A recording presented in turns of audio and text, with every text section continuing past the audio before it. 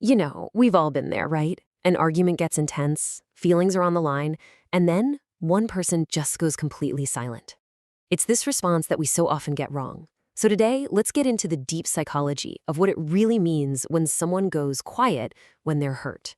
I mean, think about it. Have you ever noticed this, that when some people are really, truly hurt, they don't yell, they don't fight back, they just go quiet? It feels like a massive wall just shot up between you. But what if it's not a wall at all? What if what we're actually seeing is a shield? It's so easy for our minds to jump to conclusions. We think, oh, here we go, the silent treatment, or that it's just pure stubbornness, maybe even a power play. But the psychological reality, it's almost always something much, much deeper. We're talking about a protective shield, pure emotional exhaustion, and a desperate need to feel safe. Let's unpack that because the difference is everything. So where does this protective shield even come from? Well, it all starts with the brain's instant reaction. Think of it like slamming on an emergency brake. And no, this isn't about being cold. It's about a circuit breaker flipping to stop the entire system from overloading. That shutdown is triggered by something called psychological overload. And it's exactly what it sounds like. It's that moment where the brain is just hit with so much emotional pressure, so much conflict, that it literally cannot keep up. This isn't a choice. It's an involuntary protective shutdown. It's the brain's way of screaming, "Stop, I can't take anymore." And here's the absolute key. The brain goes into this protection mode to prevent more pain. This isn't a calculated move to be difficult or manipulative. It's a survival mechanism, as automatic as yanking your hand away from a hot stove. And this creates such a huge disconnect, doesn't it? Because on the outside, what we see is someone who looks cold, distant, maybe even uncaring. But on the inside, it's a hurricane. They are desperately trying to turn down the volume on this unbearable emotional pressure, just trying to find some stable ground. Okay, but why does the brain get overloaded so easily in some people and not others? Well, the answer often lies in these echoes from the past. For a lot of people, silence isn't just a reaction, it's a language they were taught to speak, a language they often learned in childhood. So much of this is driven by this incredibly powerful and often subconscious belief, and it's captured perfectly right here. Speaking up will make me difficult to love. Just sit with that for a second. Imagine carrying that belief around with you. Silence stops being just an option. It feels like a requirement to stay connected to people.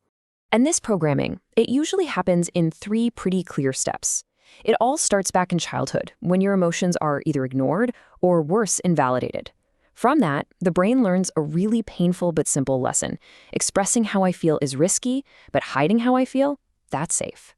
And over time, that lesson just hardens into a default setting, where silence becomes the go-to automatic response to avoid being rejected. Now, this learned silence gets powerfully reinforced by experiences of betrayal later in life. Any past hurt puts the brain on high alert, creating this constant expectation of being misunderstood. In that state, keeping your distance emotionally feels essential for survival. And it makes sense, right? Why would you ever share your pain if you're afraid it's just going to be weaponized against you? So, when you learn that turning outward to others is unsafe, you're really only left with one direction to go, inward. And this is what creates what you could call a fortress of self-reliance. It completely explains why the instinct is to retreat, not to reach out for help.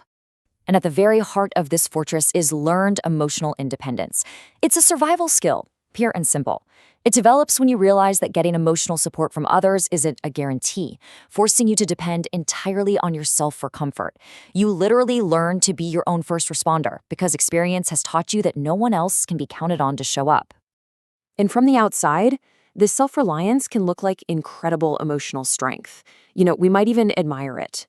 But the hidden origin is a survival trait, born from the painful reality of having to figure out how to self-soothe, completely and utterly alone. So, they withdraw to process their pain by themselves, because for them, alone is the only place that has ever actually felt safe. They're not pushing you away, as much as they are pulling themselves toward the only sanctuary they've ever known. But this response isn't always an automatic reflex. See, after years of experience, it can actually evolve into a very deliberate action. And this brings us to our final layer, the choice for peace, where going silent becomes a conscious act of self-preservation.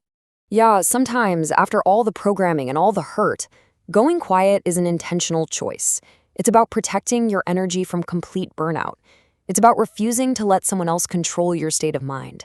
And maybe most importantly, it's a refusal to waste your breath explaining your pain to someone who seems absolutely committed to misunderstanding you. It's a powerful realization that not every situation deserves a reaction. Sometimes silence is the ultimate boundary.